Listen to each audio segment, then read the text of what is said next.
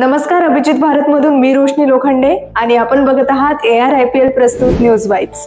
नागपूरमध्ये बाप्पाच्या आगमनासाठी जोरदार तयारी सुरू असून 4500 पोलीस, SRPF आणि 1300 होमगार्ड तैनात करण्यात आले आहेत। पोलीस आयुक्त रवींद्र कुमार सिंगर यांच्या माहितीनुसार आतापर्यंत 1400 गणेश मंडळांची नोंदणी झाली आहे। बाजारपेठा आणि प्रमुख ठिकाणी पोलीस बंदोबस्त वाढवला असून वाहतूक व्यवस्थेसाठी विशेष तयारी करण्यात आली आहे। पुण्यातील बंड गार्डन रस्त्यावरील ताराबाग येथील 3 मजली इमारतीच्या तळमजल्यावर असलेल्या TVS कंपनीच्या शोरूम आणि सर्व्हिस सेंटरमध्ये भीषण आग लागली। या आगीमध्ये इलेक्ट्रिक आणि पेट्रोल अशा सुमारे 60 दुचाकी जळून खाक झाल्या असून यामध्ये काही नवीन तसेच दुरुस्ती करता आलेल्या गाड्यांचा समावेश होता।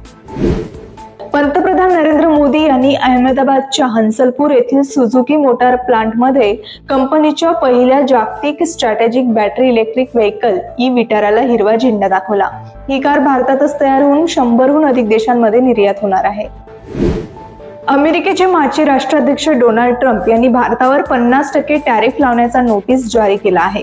हा निर्णय 27 ऑगस्ट रोजी रात्री 12 वाजतापासून लागू होणार असून भारताने रशियाकडून तेल खरेदी केल्यामुळे ट्रम्प नाराज असल्याचे सांगितले जात आहे। काही महिन्यांपूर्वी क्रिकेटपटू विराट कोहलीने अभिनेत्री अवनीत कौरच्या फॅन पेजवरील एक पोस्ट लाईक केली होती। त्यानंतर त्यावर बरीच चर्चा झाली। आता अवनीतने अप्रत्यक्षपणे याबद्दल बोलली आहे। अवनीतने हसत प्यार मिळता रहे असे म्हणत इनडायरेक्ट प्रतिक्रिया दिली आहे। भारताचे स्टार वेटलिफ्टर मीराबाई चानूने अहमदाबाद येथे झालेल्या राष्ट्रकुल स्पर्धेत सुवर्ण पदक जिंकले आहे।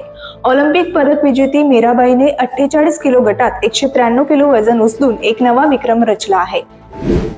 तर देश आणि दुनियेतील विविध घडामोडींचा आढावा आपण घेतला। पुन्हा भेटूया नवीन घडामोडींसह। तोपर्यंत बघत रहा अभिजित भारत। अभिजित भारत, पहुंचे हर खबर तक।